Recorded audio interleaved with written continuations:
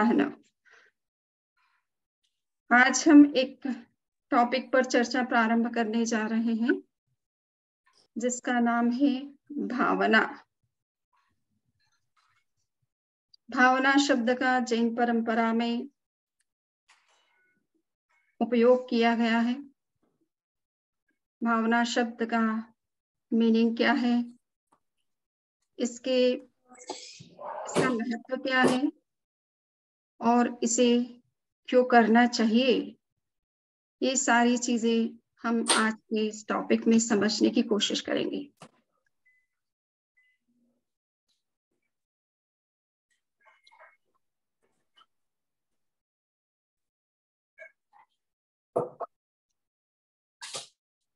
कहा जाता है कि भावना भवनाशिनी। भावना के द्वारा भव यानी संसार चक्र का अंत किया जा सकता है। जन्म मरण की परंपरा का अंत किया जा सकता है। कर्म के बंधनों को समाप्त किया जा सकता है। दुखों से मुक्ति पाई जा सकती है। समस्याओं का समाधान किया जा सकता है। तो इसलिए भावना अपने आप में एक बहुत ही महत्वपूर्ण तत्व है जिसे हमें समझना है और गहराई में उसके जाना है। तो भावना भवनाशिनी, it means liberation through contemplation. आज के इस लेक्चर में हम कोशिश करेंगे कि ये भावना तत्व क्या चीज है, इसका किस तरह से वर्तमान की चिकित्सा पद्धति में, वैज्ञानिक शोध में और आध्यात्मिक दृष्टि से इसका क्या उपयोग किया है और किस तरह से ये हमारे जीवन को प्रभावित करती है। दूसरा, हम ये समझने की कोशिश करेंगे कि भावना हमारे लक्ष्य को प्राप्त करने में किस तरह से सहायक बनती है। भावनाएं किन चीजों की करनी चाहिए और करने का तरीका क्या होना चाहिए। तो हम देखते हैं भारतीय चिंतन में और संपूर्ण अध्यात्म की जितनी भी पद्धतियां हैं उन सब में भावना को बहुत महत्व दिया गया है, किंतु उसके रूप अनेक हैं। अलग अलग रूपों में वो भावना की जाती है। हम योग शब्द से बहुत वर्तमान में परिचित हैं। अनेक प्रकार के योग चल रहे हैं। ज्ञान योग होता है, भक्ति योग होता है, कर्म योग होता है, ध्यान योग होता है और वर्तमान में हम भावना योग की चर्चा करने जा रहे हैं। तो ज्ञान योग, भक्ति योग, कर्म योग, ध्यान योग, इन सब चीजों की चर्चा अभी प्रासंगिक नहीं, किंतु प्रसंगवश उनकी भी चर्चा होती रहेगी। भावना योग पर हमें विचार करना है कि भावना किस तरह से हमारे जीवन को एक नई दिशा दे सकती है और हमारे जो उद्देश्य हैं उनको प्राप्त करने में सहायक बन सकती है। तो भावना को योग कहने का क्या अर्थ है? योग हमेशा उच्च आध्यात्मिक लक्ष्य और सत्य के अनुसंधान के लिए प्रयोग किया जाता है। तो भावना के द्वारा हम आत्मा से कनेक्ट होते हैं और साथ साथ में सूक्ष्म सत्यों का हमें बोध भी होता है, इसलिए इसे भावना योग कहा जा रहा है।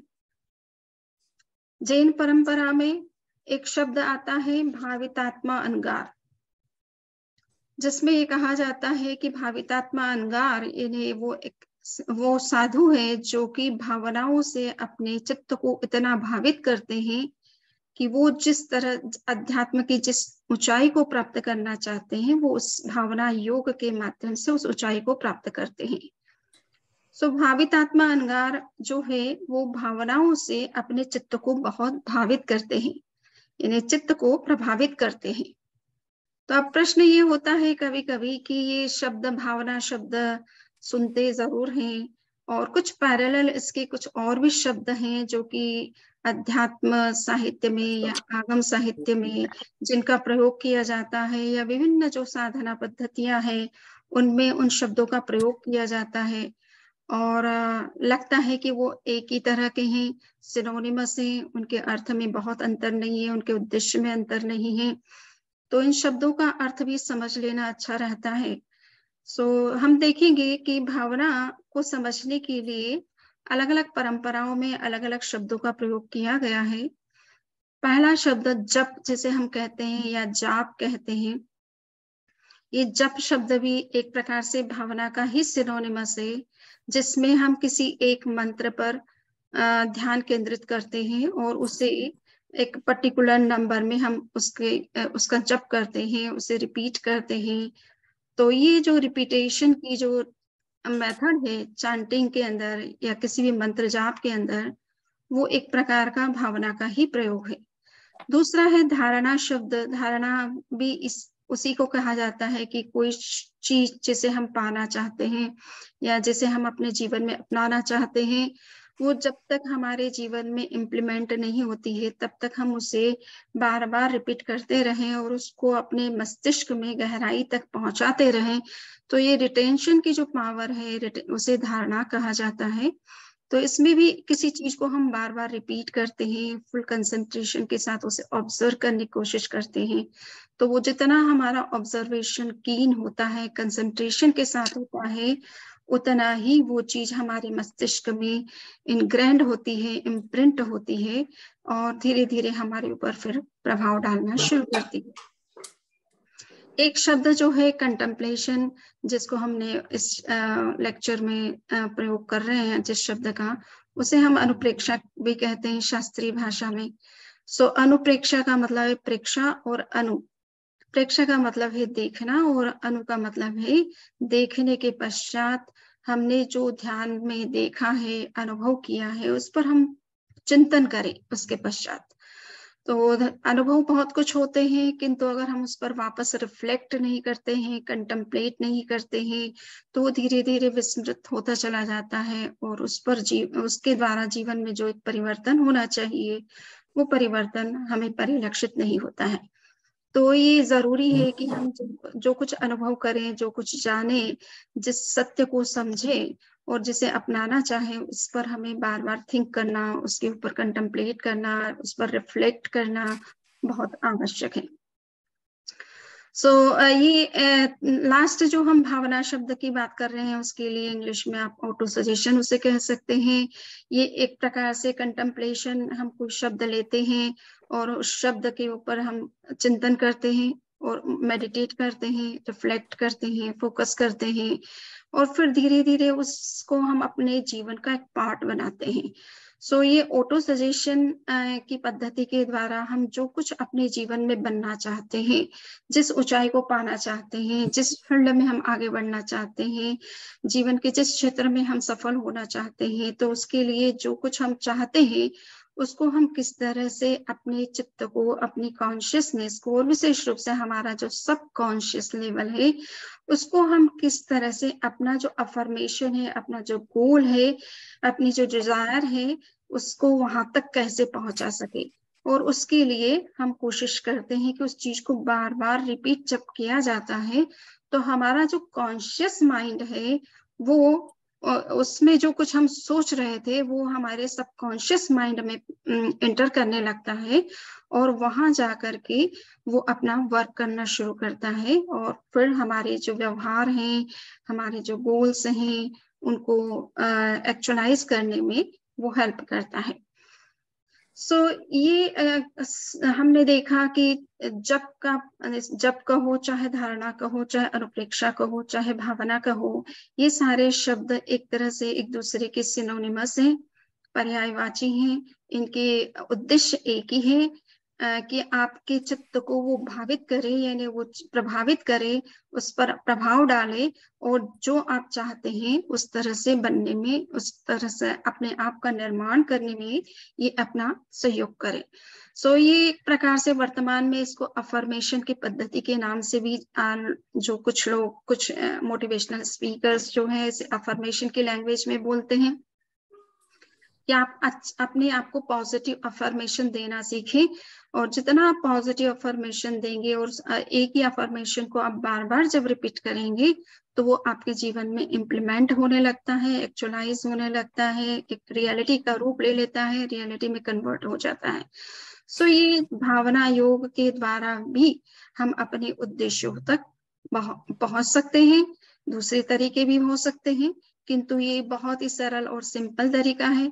हम जो कुछ पाना चाहते हैं, जो कुछ बनना चाहते हैं, उसके लिए उस तरह का जो अफर्मेशन है, उससे अपने उसको बार बार किस तरह से आप मेंटल लेवल पर उसे रिपीट करें और वर्बल लेवल पर भी उसको रिपीट करें, और फिर धीरे धीरे वो हमारे सबकॉन्शियस लेवल में जब प्रवेश कर जाता है तो वही फिर हमारे जीवन में एक्चुअलिटी के रूप में या रियलिटी के रूप में सामने आने लगता है। So when one repeats an affirmation with a strong will and full concentration, then it becomes a reality. So ये इसका ये एक तरीका है कि कंटेम्पलेशन जब किया जाता है तो उसमें किसी चीज को, किसी अफर्मेशन को, किसी पॉजिटिव स्टेटमेंट को या जो भी आप गोल सेट करते हैं उसको जब बार बार आप रिपीट करते हैं और पूरी स्ट्रॉन्ग विल के साथ कि ऐसा होना ही चाहिए, उसमें किसी तरह का डाउट नहीं रखते हैं, साथ साथ में आपका कंसंट्रेशन उसी में रहता है, किसी और चीज में माइंड जो है नहीं जाता है, तो उस कंडीशन में वो अफर्मेशन रियलिटी का रूप ले लेता है। और ये एक बहुत ही गोल्डन प्रिंसिपल भी है कि what we are what we think. हम जिस तरह का सोचते हैं, चिंतन करते हैं, जो चाहते हैं, वैसा ही हम बन भी जाते हैं। तो ये भावना हमारे गोल को अचीव करने में किस तरह से काम करती है, इस भावना योग का उपयोग जो है अनेक क्षेत्रों में किया जाता है। और आप विशेष रूप से जानेंगे कि हमारी जो भारतीय आयुर्वेदिक पद्धति है, चिकित्सा पद्धति है, उसमें भावना शब्द का बहुत प्रयोग किया जाता है।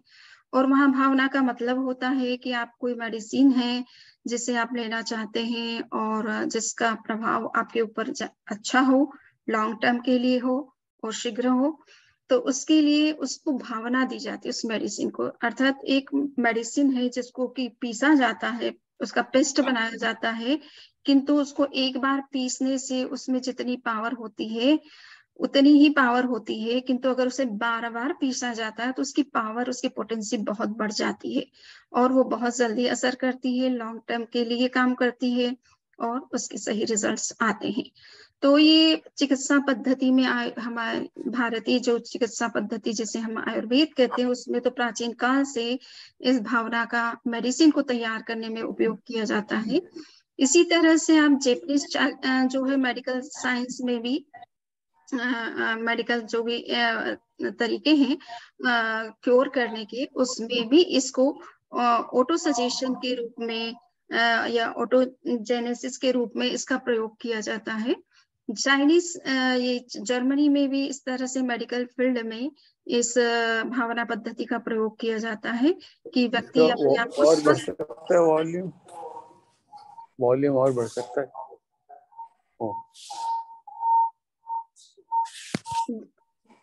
व्यक्ति अपने आप को कैसे स्वस्थ बना सकता है। तो ये सारी चिकित्सा पद्धतियां इस पर विशेष रूप से काम करती है। और इसके पीछे एक सीक्रेट भी ये भी है कि जब कभी हम किसी भी प्रकार के मंत्र को रिपीट करते हैं, किसी तरह के अफर्मेशन, पॉजिटिव अफर्मेशन को रिपीट करते हैं, किसी आगम के वाक्य को रिपीट करते हैं जिसे हम अपने लाइफ में इम्प्लीमेंट करना चाहते हैं, तो जब हम किसी चीज को रिपीट करते हैं तो उसकी तरंगे पैदा होती है। वो तरंगे उसकी फ्रिक्वेंसी बनती है और उस फ्रिक्वेंसी के आधार पर वो वर्क करती है।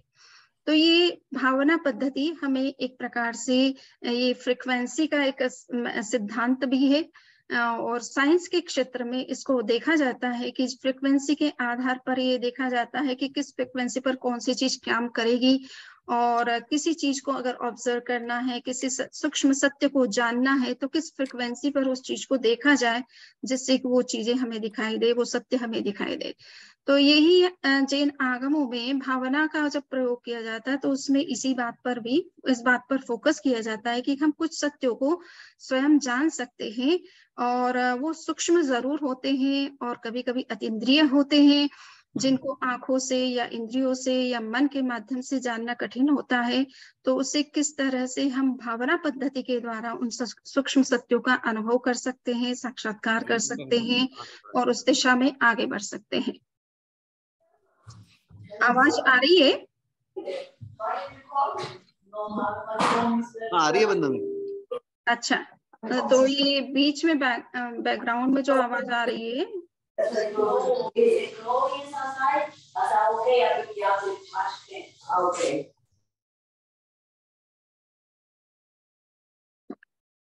सो हम थोड़ा सा ये देखेंगे आज विशेष रूप से कि ये भावना पद्धति हमारे जीवन के साथ किस तरह से इसका संबंध है।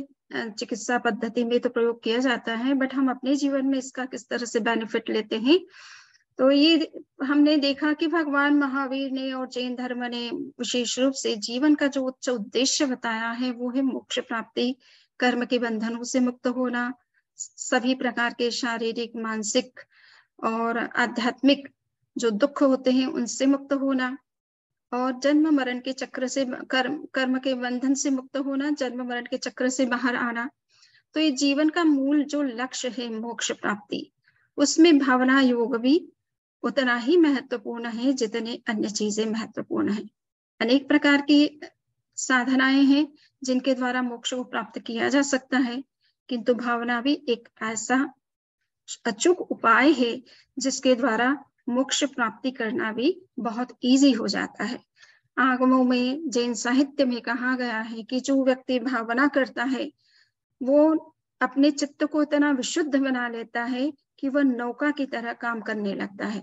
जिस तरह से एक नौका से शिप में बैठ करके हम समुद्र को, या नौका में बैठकर हम नदी को पार कर सकते हैं, उसी तरह से हमारा चित्त जब इन भावनाओं से, जिनका कि हम विवेचन आगे करेंगे, उनसे भावित हो जाता है, तो वो चित्त हमारे लिए एक तरह से नौका का काम करता है। इस संसार चक्र से भी बाहर निकाल सकता है और वर्तमान जीवन से जुड़ी हुई समस्याओं से भी बाहर निकाल सकता है।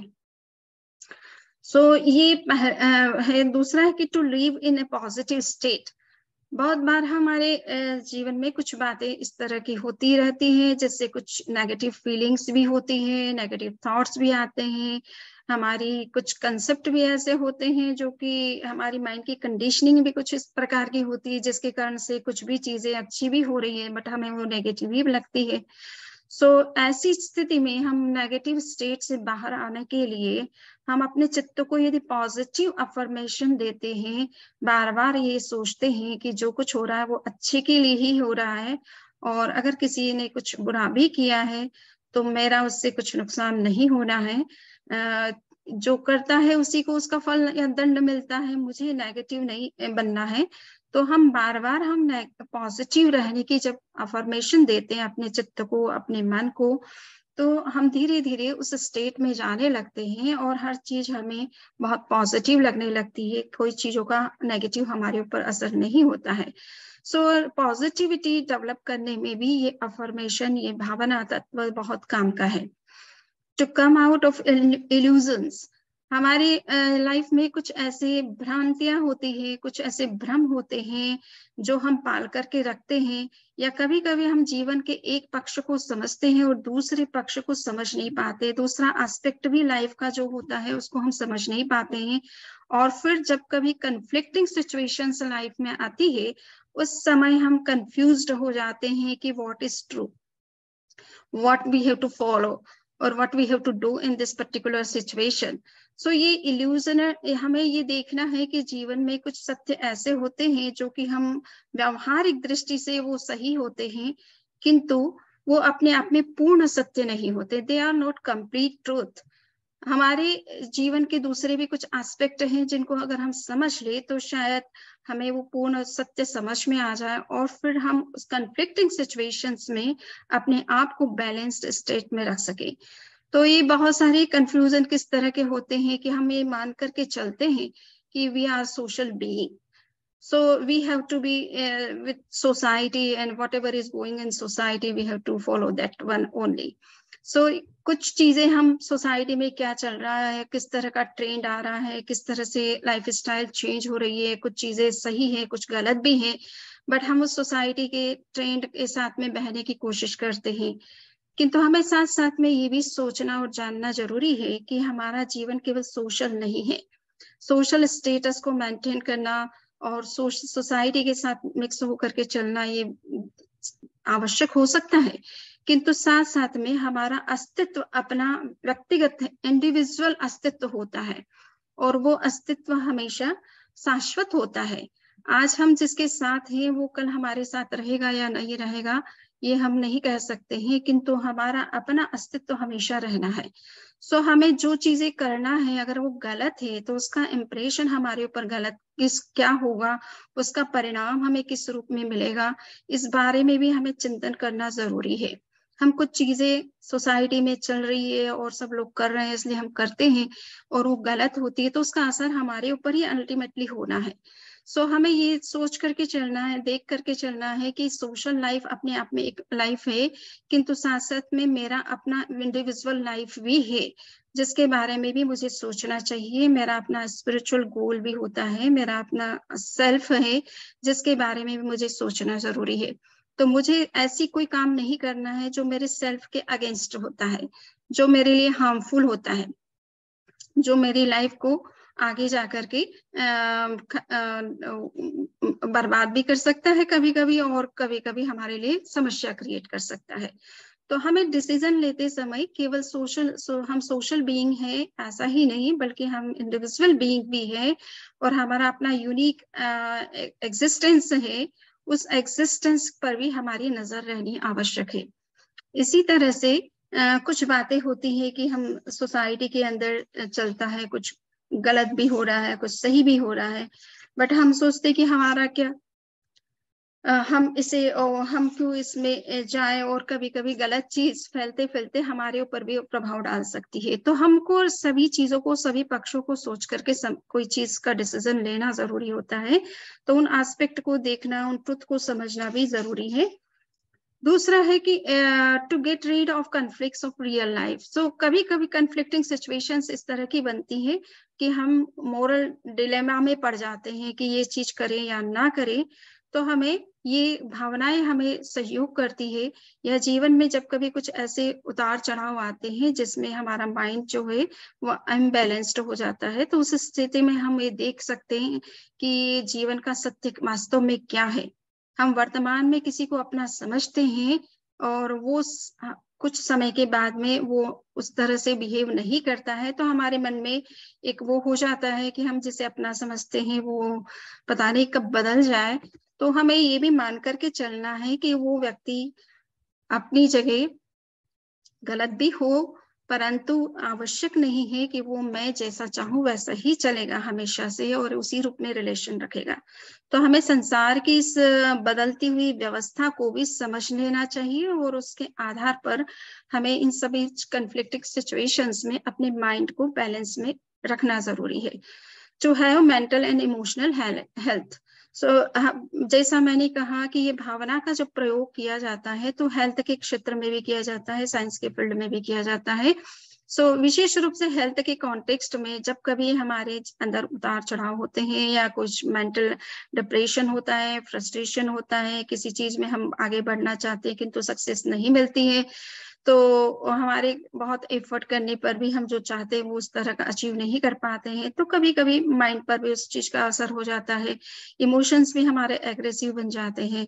सो हम अगर पॉजिटिव इंफॉर्मेशन दे कि आज नहीं तो कल जरूर हो सकता है, मुझे अपने प्रयत्न को चालू रखना है, तो इस तरह के विचार अगर हम अपने माइंड को देते रहे तो हम इस तरह के मेंटल जो डिलेमा होते हैं, इमोशनल जो इम्बैलेंस होता है या टर्मोइल्स होते हैं, उनको इजीली कोप अप कर सकते हैं, उनको फेस कर सकते हैं और उनको बैलेंस कर सकते हैं। टू चेंज रॉन्ग हैबिट्स, ये भी एक बहुत बड़ी प्रॉब्लम है कि कुछ कुछ आदतें मनुष्य के अंदर विकसित हो जाती है, या हो सकता है इस जन्म की नहीं पिछले जन्म से भी कुछ चली आती है, तो उसके कारण से वो कई तरह की ट्रबल्स उसके सामने आती है और वो सोचता है कि इसका क्या सॉल्यूशन हो सकता है और इस आदत से मैं कैसे बाहर निकल सकता हूँ। तो ये जनरली कोशिश तो की जाती है कि वो बहुत बार सोचता है, संकल्प भी करता है, किंतु परिवर्तन आदतों में इजीली नहीं होता है। उसके लिए भी जरूरी है कि हम अगर भावना योग का अभ्यास करते हैं कि मुझे ये आदत बदलना है, अगर मान लीजिए किसी को शराब पीने की आदत है या किसी को और तरह की कोई गलत आदत, गुस्सा बहुत आता है, तो वो बार बार ये अपने आप को सजेशन दे कि ये शराब मेरे लिए बहुत हार्मफुल है, मुझे इसे छोड़ना है।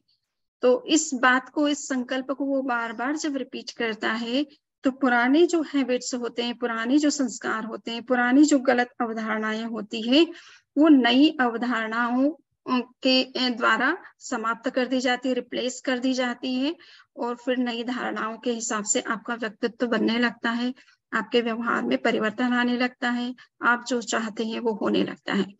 तो ये हमारी गलत आदतों को रिप्लेस करने के लिए भी आवश्यक है कि हम भावना योग का सपोर्ट लें। केवल एक बार सोचने से, संकल्प करने से, या किसी के कहने पर, किसी के सजेशन देने पर हम उसे अप्रिशिएट करके ये सोचते कि हाँ इसे मुझे अपनाना है, तो इतने भर से वो आदतें हमारी परिवर्तित नहीं होती है। उसके लिए बार बार हमें कांस्टेंट हैमरिंग करनी होती है, ऐसा हमें सजेशन देना होता है, उसे रिप्लेस करना होता है। कहा जाता है कि जो दो तरह की वेव्स होती है, एक तो मेलीवोलेंट होती है, एक बेनिवोलेंट होती है। तो अगर हम उसे मेलीवोलेंट को हम रिप्लेस करना चाहते हैं तो हम एक बेनिवोलेंट वेव उसके ऊपर क्रिएट करनी होती है। तो छोटी वेव को काटने के लिए या गलत वेव को काटने के लिए हमें एक अच्छी वेव उसके जगह क्रिएट करनी होती है। तो ये इसी तरह से भावना में यही कोशिश किया जाता है कि पुरानी जो हमारी हैबिट्स है उससे बाहर निकालने के लिए एक नई हैबिट जो आप अपने अंदर डेवलप करना चाहते हैं, उसको बार बार उसके बारे में सोचे, उसके बारे में थिंक करे, उसे मेंटली और वर्बली रिपीट करे, तो वो चीज रिप्लेस होने लगती है और हमारे अंदर वो नई आदत डेवलप होने लगती है।